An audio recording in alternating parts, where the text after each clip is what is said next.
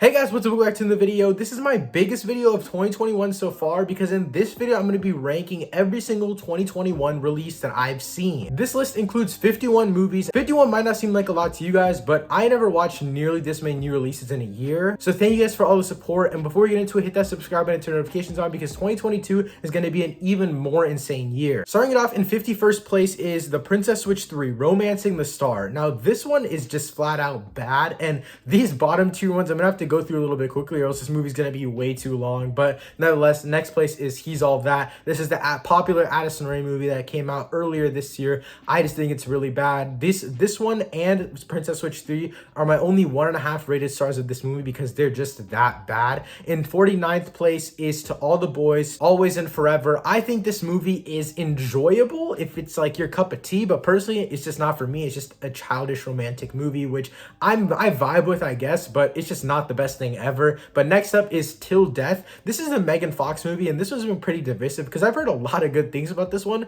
Maybe it's just when I watched it at like 3 a.m. randomly sometime over summer. So maybe it's just because I watched it at the wrong time, didn't really get it. But personally, I just really didn't like this movie. Next up is Mortal Kombat. This is a live action Mortal Kombat that came out in spring of this year, and I absolutely was so looking forward to this movie, but it turned out to be such a disappointment. I really didn't vibe with this one. The action was actually really cool, and when the opening scene was released on YouTube, I saw like a little clip of it on Twitter. I was like, no, I gotta say this for the movie. The action definitely delivered, but overall the story was just super basic. Next up is Godzilla vs. Kong. Godzilla vs. Kong is actually another great action blockbuster, but it's just boring because it's not as much a Godzilla vs. Kong movie as much as it is Godzilla and Kong and the humans team up against like the Megazoid thingy that comes around. Like, it's not really Godzilla vs. Kong at all, so that's why I didn't really enjoy it. But next up in 45th place is Cherry. This is the Tom Holland Russo brothers movie that came on Apple TV Plus. I kept falling asleep towards the end. It was like almost 3 hours long for no reason at all. I just wasn't really vibing with it. In all honesty, Tom Holland is one of his best career performances in this movie,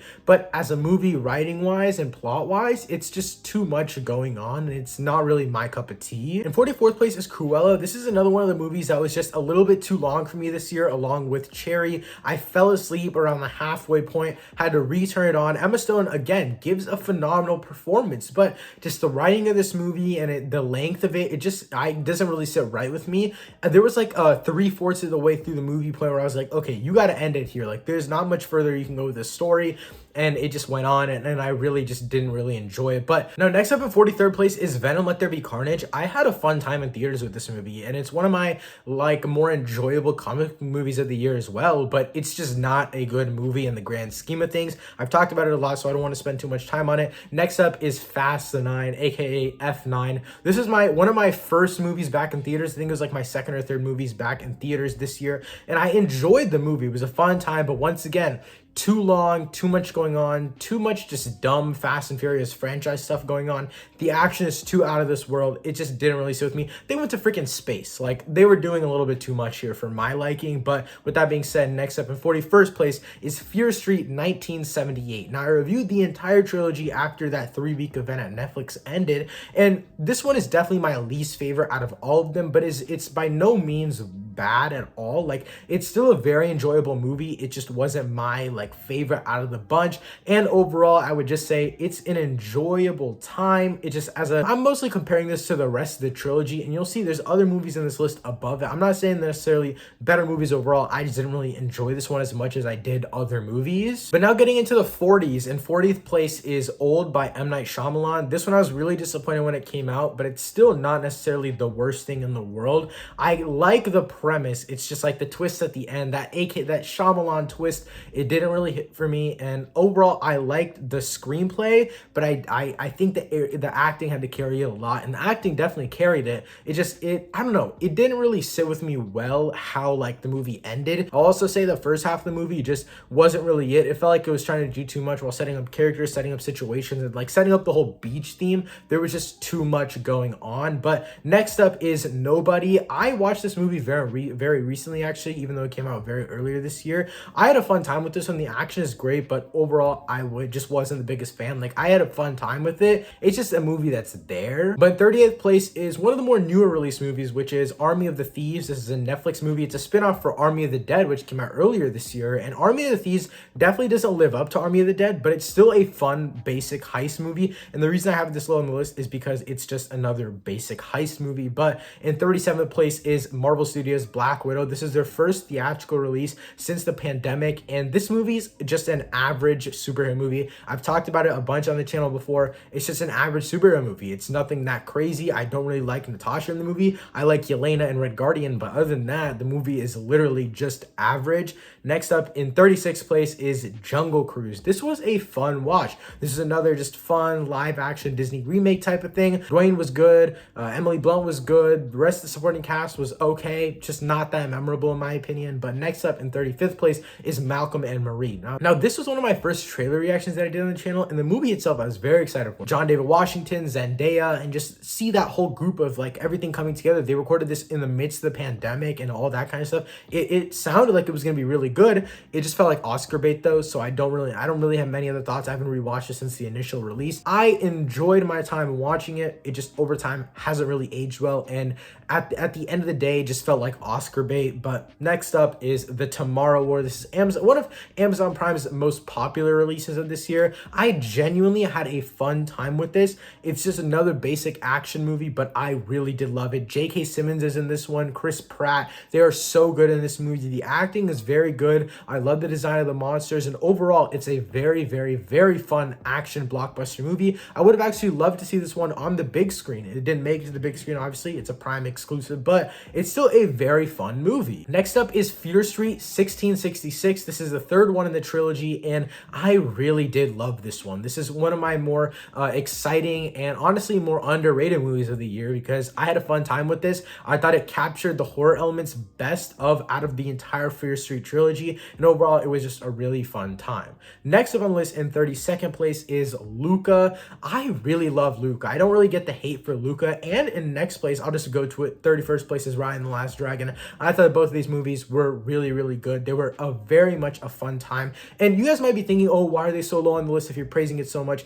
I watched 52 movies this year. I'm the guy who has a tendency to just like everything. Like I like everything. I dislike very few movies. So a lot of them, like, for example, one of the movies higher up on this list is The Guilty. You can't really compare The Guilty and Raya and the Last Dragon, but at the end of the day, it's just what I enjoy more. Raya and the Last Dragon honestly might be a better movie than The Guilty in my opinion, but I enjoyed The Guilty way more. So with that being said, Raya and the Last Dragon, Luca, I thought they were great animated Disney/Pixar, wherever they came from. I don't even know. They were great movies. I had a really fun time with them. Raya and the Last Dragon was one of the newer movies that I reviewed this year, and I had a really, really fun time with it. In 30th place is Red Notice. This is Netflix's biggest movie of the year by far. I think it broke streaming records on Netflix. It has Gal Gadot, Dwayne The Rock Johnson, and Ryan Reynolds. This movie was so much fun. It's just not that well put together of a movie. I can name a bunch of better movies that were put together better from Netflix themselves, but this is one of the more memorable movies of the year, and I love the action sequences. I love the stunts, and overall, it's just a very, very fun movie, and it's a fun time overall. I just had a great time with it. But next up in 29th place is Free Guy. This one is starring Ryan Reynolds. I didn't get the chance to watch this in theaters, sadly, and I really wanted to because I only heard good things about it, and I'm so glad I got around to watching it in general. I think it's one of the most underrated movies of 2021. It mixed together like all of like the real world, also video game aspects, just everything meshed together so well. This is probably one of the most fun movies of the year, I'm gonna be honest. Ryan Reynolds puts on a heck of a performance. I think her name is Jodie Comer. She's also in this movie. She's phenomenal. You have a bunch of different cameos in this movie, and honestly, at some points, this movie seems like it's a bit of a mess, but I feel like it's just all in fun and games. Like, I really had a fun time with this. Filmmaking wise, is this a massive achievement? No. But did I have an absolutely blast of a time? Yes. Now, in 28th place, this one might be surprising to some of you, but this was Zack Snyder's Justice League. This movie blew me away on first watch, and then every time I tried to rewatch it, I literally couldn't get past the first hour, so I just skip around to whatever parts I liked, and that's one of my biggest issues with the movie. It's because I can't rewatch it. It's 4 hours long. I can't do much with that after the first watch. It's probably going to be the longest movie I'll ever see, and I had a blast watching it the first time, but the first first hour is just a rehash of the first Justice League movie, and then you have like a bunch of middle stuff that's just dragged on. It feels like just a super dragged on Cyborg arc, which, number one, love Ray Fisher as Cyborg. I wish he was going to come back, but I know he's not. But I love what they did with him here. And then the last hour is just, it's unnecessary because we're never going to see anything off of it. It's just, it's an hour of the movie that I'm going to watch. I'm never going to get my time back for it. And that's why I'm never really going to rewatch it, because there's nothing in the future that's going to come off of this. With that being said, in 27th place is The Guilty. Now, I mentioned this movie earlier. I actually really like this one. I heard that there was, like, this movie was a remake of another one that was much better, but I just enjoy this movie because, number one, I love Jake Gyllenhaal's performances. He blew me away with this one, and I also love how it was made. Again, it was recorded in the pandemic, I think, and it just felt so close quarters. It was all made inside of like one 911 dispatch area, and it was just so cool to see it all. And I loved how the events unfolded in front of our eyes, and it happened so quickly, but still it felt like it was so slow. There was such a massive story to tell, and they told it all, and it didn't feel like they skipped over anything. In 26th place is The French Dispatch. I was expecting a lot more from this movie. I have it around a 7.5 out of 10. I was expecting a lot more from this one. I thought I would like it way more. I didn't like, the movie's basically split up into 4 parts, right? I probably really like adored one of them, which is the first story. I liked 2 stories, and then one of the stories I just didn't vibe with at all whatsoever. Just was not a fan. I'm not going to tell you specifics because I do recommend you check this movie out. I don't think The French Dispatch is for everyone. I think you have to have a specific taste in movies to really like it. I guess I just didn't have that taste. Next up in 25th place is Batman The Long Halloween Part 1. Again, I talked about this in my comic book movies of 2021. I don't remember much about this movie, but what I do remember is my biggest dislike has to be how they handled the Joker at the end of the movie. But my biggest, the biggest thing I love about this movie is how they set up part 2. Just everything in this movie they take and then they just shove it into part 2, and it works so well. And I'll talk about part 2 later in this video. But I want to move on to number 24, which is Army of the Dead. I talked about Army of Thieves previously, but I absolutely adore Army of the Dead. I think Army of the Dead is one of the most underrated movies of this year. Zack Snyder did a phenomenal job on this movie. I love Dave Bautista. I also adore the CGI work in this movie. It is so well done. When the first trailer dropped, I was really skeptical because I thought it would just be another zombie movie, but this movie has a lot of heart. It has great action, and overall it's like I wish also I got to see this on a big screen because it felt like a massive blockbuster movie, just more like zombified, I guess, and I really liked what they did with that. In 23rd place is Fear Street 1994. I really like this movie. This is my favorite one out of the entire trilogy. This is the first one I think that released, and it's just like a regular modern superhero movie. I just really enjoyed it personally. I thought that the way they handled all the characters, the way they handled the killings, and just how the story played out over time was so cool to see, and I really liked it. This also set up a lot for the future of the trilogy, which I really enjoyed. Overall, the Fear Street trilogy was really good, and I also liked that week-to-week release that Netflix did. I had a fun time watching them. I watched the first one the first week, and then I watched the second and third ones the same day, and then dropped my trilogy review. But nevertheless, in 22nd place is Spencer. Spencer, it took me 2 watches to actually get through it because I wasn't vibing with it, but after I fully watched it, it was so good. I really did love it. I don't think it's like top 20 of the year again. It's in 22nd place, but it just barely doesn't make the cut. I think the next 2 movies are just a little bit, I enjoyed them a little bit more, but Kristen Stewart gives an absolutely phenomenal performance, and overall, it was just a good viewing experience. The film looks beautiful as well. Like, it is so good looking, but I don't know. I think it was a little bit too slow for me. That's why I couldn't get it the first 2 times. And again, that's just a personal thing. So next up in 21st place is House of Gucci. This is my first ever early screener. Again, thank you guys so much, because without your support, I wouldn't be able to get to these early screeners, but House of Gucci, again, was my first early screener. At first, I really liked this movie, but upon second watch, I was a little bit down on it a little more, just because it was good by a filmmaking standpoint, story standpoint, it was cool. It felt too long. The story paced well in the beginning, but towards the end, it just felt like it dragged on a little bit too much. But I will say I loved all the characters. Jeremy Irons, Lady Gaga, Adam Driver, Jared Leto, Al Pacino. This cast is stacked, and I really did like the cast, and I love the performances. But as a whole, the movie it wasn't that cohesive to me, and that's, I guess, why I didn't like it. 20th place is Candyman. This movie really surprised me. I've been looking forward to this one for so long, and I really love this movie. I truly do. I think that it's my biggest issue with it is that it doesn't feel like there's enough substance at the end, but apparently they're making another one, which I'm excited for. But it just, the movie filmmaking wise is so good. It's one of those movies that's like, there's a lot of subtle hints of politics in there, and towards the end it starts to get bashed on the head a little more, but I kind of enjoyed it because of how well they packaged it. It wasn't like they were just showing like signs of like politics stuff everywhere. Like, it was within the filmmaking that they portrayed it, and I guess that's really where I liked it. With that being said, now we're getting into the top 20, so 19 and above, and 19th place is The Matrix Resurrections. This is one of the more newer movies I've seen on this list, and I like The Matrix Resurrections. I would just say right before the final battle gets started, it's kind of falls off for me, like the whole build up. Also, there's a planet thing called Ion, or not Zion, because I know Zion's from like the third movie, but it's called Ion, and they're trying to do all this explaining and just all that kind of stuff. It does not work for me. I kind of got bored, I'm gonna be honest.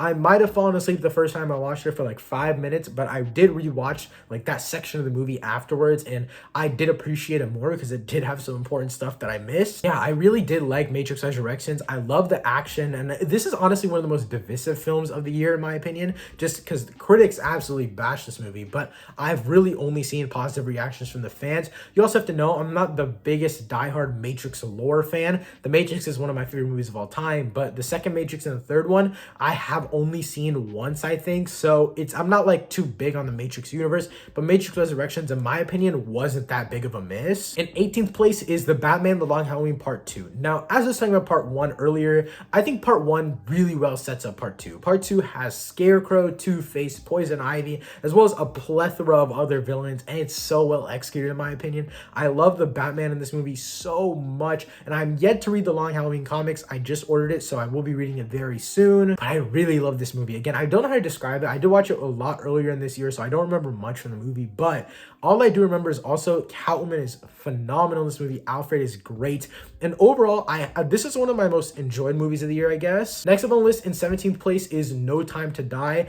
I love this movie so much. It's a perfect send-off for James Bond. I'm not the biggest Bond fan. I'm honestly more of a Mission Impossible fan, but I had such a good time with this one. I love what they did with James Bond. Daniel Craig's character, just it was a great send-off for him. I will say, once again, too long of a runtime. That's been an issue with many movies this year. They just go on for a little bit too long, but the action was great. The set pieces were great. The story was actually really good. I wish they used the villain a lot more, because Rami Malek, I think that's the villain, the guy who plays the villain, he is such a good actor, but they barely utilized him. But overall, I did love the stories. I love the direction they went in with Daniel Craig's James Bond character and how they ended his film saga off. But in 16th place is Malignant. Now, this is a must-watch of the year in my opinion. I don't know if it's like, from the filmmaking standpoint, it's not that crazy, but it is just a crazy movie overall. Like, not crazy as in like top tier movies of all time, but crazy as just in like, it gets weird, and I love it. This is like, but I watched this in an absolutely like the smallest theater at my AMC, packed theater. Everyone was munching on their popcorn. It was such a fun time, I'm gonna be honest. The final battle of this movie is so bizarrely funny and exciting, and it's just, there's so much going on. I adore this movie. It's, again, on the shorter side, doesn't drag on for too long. It's just a really good horror movie. But now getting to the top 15, I would honestly classify the 15 and up from this movie to be like masterclass movies of this year. I think there's a lot of really great movies of this year, starting in with this 15th spot, which is The Power of the Dog. This is a Netflix movie starring Benedict Cumberbatch, Kristen Dunst. This movie is actually really good. I got an early screener to this one from Netflix. I really enjoyed this one. I thought this was a really good movie. It's very slow though. That's my biggest issue. Again, it runs on for a little bit too long, but it really does portray toxic masculinity and how the world makes men feel and stuff like that, and just how fragile men really are. It just works so well in my opinion. I don't want to say too much because I don't want to spoil it for you guys, but also Benedict Cumberbatch's performance is phenomenal. Kristen Dunst's performance is also phenomenal. I think his name is Jesse Plemons. I'll put the name up on screen right now if I'm wrong, but I think it's Jesse Plemons who plays another character in this movie who's also phenomenal. Overall, The Power of the Dog is a very good movie. I definitely recommend you check it out if you do enjoy slower Western films. But if you don't like slower Western films and you enjoy fast-paced Western films, The Harder They Fall is for you. The Harder They Fall is in my 14th spot. Oh my god, do I love this movie. It was so much fun. I've seen it twice this year, and I absolutely adore it. I don't know if this released in theaters, but I would have loved to see it in theaters. It is so great, guys. I really do adore this movie. It is so much fun. Idris Elba, Lakeith Stanfield, I think his name is, Jonathan Majors, Zazie Beetz, and Regina King are all in this movie, and they're all so good. The performances in this movie, all of them stand out. The story is so great, and yes, towards the end it does get a little bit slow, but it is what it is. It's such a good movie in my opinion. This is a must-watch of the year in my opinion, and honestly, all of the top 15 I would recommend you should definitely check out. But with that being said, in 13th place is Shang-Chi and the Legend of the Ten Rings. Now, you guys might be wondering why there's so many Marvel and superhero movies in my top 15 movies, but it's because I really love Marvel movies. It's because I really love superhero movies. Again, this is all my personal list, so obviously superhero movies are going to be on the top here. And with that being said, again, Shang-Chi is my number 13th place. I truly love this movie. I talked about a lot of the superhero movies on the channel a lot, but I will say Wenwu is one of my favorite MCU villains. I think he's top 3 MCU villains. I love Simu Liu's Shang-Chi. I love all the supporting cast. I love fantastical elements of the movie. I love the grounded elements of this movie. I just love everything this movie has to offer. I think it's one of the top tier MCU movies. I definitely think it's the best origin solo movie for any MCU character. Overall, this movie is just so good. But in 12th place, and this one will probably go up on my list as I rewatch it more, is Tick, Tick, Boom. This one stars Andrew Garfield. It's one of my favorite and most emotional performances from Andrew Garfield, and it's an autobiographical musical talking about Jonathan Larson's life and just everything that he did in his life. And his life is so sad at the end, and it's just there's so much buildup in this movie, and it's so good. And the performance delivered by Andrew Garfield is so well done. And this movie honestly just brings up so many questions of what do you want to do with your life before it's over? You never know when your life is going to be over. You never know how your life is going to end, so you might as well just make the most of it. And this movie really portrays those messages so well and on such an emotional and deep level. I really do love this movie. It's a must watch of the year. In 11th place is Eternals. This one might be surprising to a lot of you guys, but if you have seen many of the other videos on my channel, I adore Eternals. I will be a lifelong defender of this movie. I think this movie is so well done, from the divisive topics between the teams, from the filmmaking, from the characters, just everything is so perfect to me. It's the perfect mix of a basic MCU storyline with just civil war and fights within a team, and then also making it on a massive scale with great filmmaking from Chloe Zhao, and just everything works so well together in my opinion. It has some of the best MCU characters. It's coming on Disney Plus sometime in January. I think it's January 12th. So if you haven't somehow checked it out already, make sure to do so on Disney Plus. It's also going to be an IMAX enhanced, so make sure to check it out there. Must watch of the year. I really do love this one. But now, getting into the top 10, my number 10 spot is Pig. This one stars Nicolas Cage.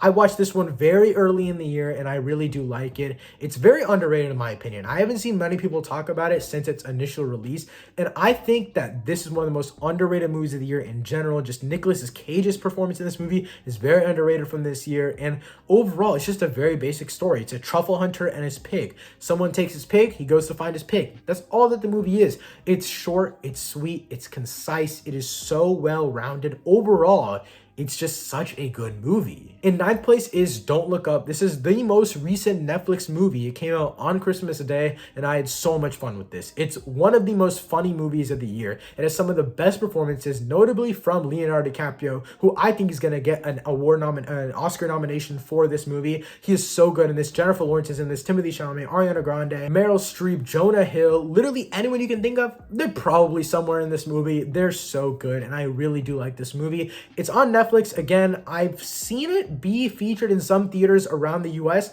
I didn't get the chance to watch it in theaters, but it is a massive movie. It's so much fun, and it just has a lot of heart. There are some deeper meanings to this. You know, Adam McKay does these dramedies, which are like drama and comedy movies combined. And on the drama side of this movie, it's actually very deep. It talks about what do you want to do with your life if the world was to end in 6 months, because that's the whole premise of this movie. An asteroid is coming down to hit the Earth. You have 6 months and 14 days to live. What are you going to do with this? Some people decide to riot. Some people decide to spend time with their families. It's just the divisiveness of our culture, and that's what I like so much about it. It's also a great representation of our society. It's so ingrained into the politics of our society, but it doesn't choose one side or the other, for like an example Candyman did, but it just makes fun of it, the US as a whole, and that's what I really enjoy. It doesn't feel like it takes one side or the other, and it's just so comedic. But 8th place is Come On, Come On. This movie features Joaquin Phoenix and Woody Norman. Woody Brody Norman is the child actor in this movie. He's one of my favorite child acting performances from this year, and honestly, I don't know if it's all time because I've only seen the movie once, but it might be all time because he is so good in this movie. My favorite thing about this movie has to be how they have like interviews within the movie itself, because this movie is talking about motherhood and just life in general, your society, your community. It's number one, the most heartfelt movie of the year in my opinion, and the reason for that is, again, there's interviews within this movie, and they're real interviews. The children that are interviewed are not actors. The parents that are interviewed are not actors. They are all real people, and it's just sprinkled in this movie. Joaquin Phoenix is the one conducting the interview, so obviously he knows that he's the actor in the situation, but it's telling a real life story of these children, and it's telling a real life story of the character Jesse. It's not a real life story as in the character of Jesse, which is the kid. It's that story is not a true story, but it's taking culminations of these different opinions from children and adults about their society, about their community, and mostly about motherhood, and forming it into a story itself, which is something that's I haven't seen ever in a movie, and it's something I really want to see more. I want to see more of a documentary mixed with a regular scripted movie. I think it works really well in this movie. Tugged on the heartstrings, didn't make me cry, but really did tug on the heartstrings. Next up in 7th place is Last Night in Soho. I actually had a really fun time with this movie. I think filmmaking wise, it's one of the best movies of the year. I think it's behind another movie, which I'll touch on later. And overall, I just really, really like this one. Anya Taylor-Joy, Thomasin McKenzie, Matt Smith, they're all really great in this movie. And overall, I just thought it did everything so good. It takes place in a few different places at once, and the camera work, like I mentioned before, is phenomenal. There's so many mirror shots in this movie. I don't know how they did it. It frustrates me to watch those shots now because it's so good and it's so perfect to me. I don't know how else to describe this movie. I don't want to give too much away for the story itself because this movie surprised me with the story. I went in watching one teaser trailer, I think, and that's about it. Everything else was a very big surprise to me, and I'm glad I came in with nothing known because it really did surprise me. Visual surprised me, story surprised me, and it was a horror movie at one point. Like at the turn, like the third act, it just became a full-on horror movie, which I really, really love. In 6th place now is James Gunn's The Suicide Squad. I talked about this in my favorite comic book movies of the year video, but I truly love this one. It felt like it was ripped right off of the pages of a comic book, just like Into the Spider-Verse was, and I truly enjoyed this. The entire cast was phenomenal. They really revamped the Suicide Squad that was in the DCEU before. Margot Robbie's phenomenal in this movie, Idris Elba, John Cena, everyone on the Suicide Squad, whether they died in the first 10 minutes or the last 10 minutes or they never died at all, they were phenomenal. I really did like this movie, and I love the way that it portrays comic book movies. It felt so vibrant, different. It just felt like it felt like I could like touch everything. Like it felt like everything was so real. Obviously there was a buttload of CGI. There's literally a shark character, but everything felt so tangible and it felt so real to me. I don't know, maybe it's because a DC movie in general hasn't really done that for me in a long time. I don't know overall how to really describe the movie, but it's just really good. There's not like a crazy like plot or anything like that. It's nothing too extravagant. They're literally fighting a starfish. That's all they're doing. But it's just such a fun movie. I think 100% of the credit goes to the writers of the movie, the direction from James Gunn. Everything is just so phenomenal from the backside of the movie that the story doesn't have to be anything freaking like absurdly like crazy. Like it's just a basic story, but the characters are so good and just the chemistry is so well done. And overall, it's just a very, very fun movie. But now we're getting into the top 5 movies of 2021, in my opinion. In 5th place is A Quiet Place Part 2. Now, I'm very biased with this movie because this was my first movie back in theaters in a little bit over a year, so I'm very biased on this one. Went to watch this one in Dolby twice and then IMAX once. Truly love this film. Truly love it. John Krasinski put on another insane directorial performance. Emily Blunt is so good in this movie. The two child actors just keep blowing me away. And Cillian Murphy, don't even get me started on that man. He was so good in this movie. And overall, just the plot twists going from A to B to A to B and just everything going and firing off at once. There's a one-time sequence where basically Emily Blunt's character is going to get an oxygen tank for the baby, and Cillian Murphy and the girl are basically trying to get off of a dock, and they get jumped, and then Emily Blunt's character also gets jumped by a monster, and everything is just going down at once, and they cut back and forth, and they have some long shots with Cillian Murphy, long shots with Emily Blunt, and everything is just going so fast, back and forth, back and forth, back and forth, and it just works so well. Editing in this movie is also phenomenal. If this doesn't get nominated for a Best Sound Editing Award at the Oscars, I will riot. This is probably the best sound editing in any movie this year, I think. I think it is. I think this is easily the best sound design in any movie of 2021. I think Dune comes very close, but overall, in terms of incorporating it into the story itself, I think A Quiet Place Part 2 did it much better. But with that being said, now we're going to my fourth favorite movie of 2021, which is The Green Knight. I watched this movie twice in theaters, once at home on my laptop. And number one, it's worth a theater watch. It is an absolutely beautiful spectacle of a movie. I think it's probably like the second or third best looking movie of the year, in my opinion. I just think it's so well done. I don't think the movie's for everyone though, because it's a very long and dragged out movie, but at the same time, it doesn't really give a massive payoff at the end unless you like dig back into what was shown before. It's a very weird movie, but I really did enjoy it. I don't have much else to say because it just tells a tale of a king and his path to righteousness and all that stuff. Basically, it was a really good movie. I don't know how to describe it. The score was great. Acting from Dev Patel, Alicia Vikander, Taron Egerton, I think it was, who's also in the movie. This just all the performances combined were really, really good. There were some story choices here and there that I didn't really like, but in the grand scheme of things, as the whole story went on, it worked out and everything worked out, played well together. Also, visuals, again, top 3 visual movies of the year. I think it's the second best looking movie of the year. Again, a must-watch movie. Try to watch it on the biggest screen possible. If you have a TV at home, watch it on the TV. Don't watch it on your laptop. It's a spectacle of a movie. Even though it's like a very grounded, more realistic type of fantasy movie, it's still worth the watch on the biggest screen possible because of the camera work and just the visuals as a whole. But now getting into my top 3 movies of 2021. Before we get into it, let me know your top 3 movies of 2021 in the comments down below. But coming in third place is Ridley Scott's The Last Duel. I really love this movie. I've seen this movie twice. I absolutely love Jodie Comer, Matt Damon, Adam Driver, and Ben Affleck in this movie. They're all phenomenal performances. Obviously, Adam Driver is my favorite one in this movie. Then I'd go Jodie Comer, and then I'd go Matt Damon, and then Ben Affleck. But overall, the performances in this movie were really, really good all around. The set design of this movie was so perfect, and the way this movie is structured, I don't think is for everyone. But the movie overall is just so good to me because the way it's structured is it goes, the first act is basically all Matt Damon's side. Matt Damon is the husband to Jodie Comer. Jodie Comer is the one who accuses Adam Driver of sexual assault. And the second act is all Adam Driver's perspective. And then the third act is all Jodie Comer's perspective. And the way it all culminates to the very end, the last duel at the very end of the movie, it all pays off also. It's not like some stupid bad duel. Like the choreography is phenomenal. The camera work is phenomenal. The score is phenomenal. Again, the acting is phenomenal. And overall, this is an absolutely mind-blowing movie to me. I also understand why it didn't do that good at the box office. I was gonna make a whole video on this after the movie came out and how it like absolutely bombed, but it makes sense to me. And number one, it's rated R, but also it covers a lot of heavy topics. It's not an easy movie to get through. I like cringed like 3 times while watching this movie. It's a very, very sensitive movie. There's a lot of crazy stuff in this movie. And if it's not for you, it's not for you. I totally get it with this one. But if you do like these like older movies, I really recommend you check it out. It's very much worth the watch. This is honestly one of the movies that I would say you need to check it out if you're missing a movie from this year. But now in second place, my second favorite movie of 2021 is Spider-Man No Way Home. I've seen this movie twice in IMAX, twice in Dolby, planning to watch it a few more times before it leaves theaters because I absolutely love this one.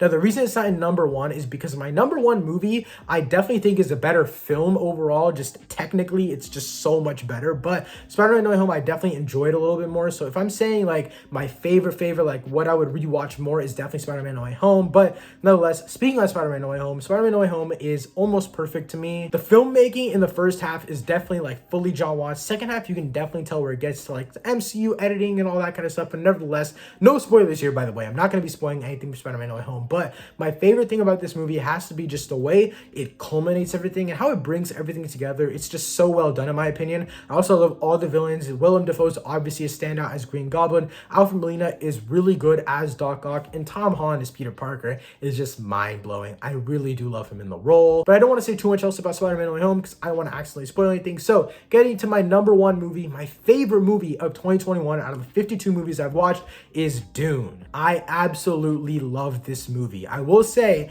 if I had a choice to rewatch No Way Home or Dune, I would obviously choose No Way Home. Just on a technical aspect though, Dune is a million times better. Dune is the best made film of the year in my opinion. It's a technical achievement. That movie is so beautiful. The performances are also really, really good. Lady Jessica, played by Rebecca Ferguson, and also Paul Atreides, played by Timothée Chalamet, Duke Atreides, played by Oscar Isaac. Also, all the other performances in the stacked cast. This movie has me waiting and just begging Warner Brothers for Dune Part 2, which comes out in, I think, 2 years now. So it's a long wait, but it'll be worth it because this movie can hold me over. I've seen this movie 3 times now. It's almost a 3-hour epic, and I love it so much. It just feels like a trailer for the next one, but it feels like a really good trailer. It feels like one of the best trailers of all time, in my opinion. It's on my top movies of all time list, and I really do love this one. I don't want to spend too much time talking about it because I made a full review about it. I've talked about it so much on the channel before, but I really do love this one. If there's one movie this year that you haven't checked out yet, that you need to check out if you love action, sci-fi blockbusters, it's 100% Dune. But yeah, guys, with that being said, that is my official ranking of every single movie that I watched in 2021, all 51 movies. Let me know your guys' top 5 movies of 2021 in the comments down below. I would love to hear your guys' thoughts. And again, thank you guys for such an amazing year. There's so much better stuff to come on the channel. So thank you guys for the support. Have a happy new year. I'll see you guys next time. Peace.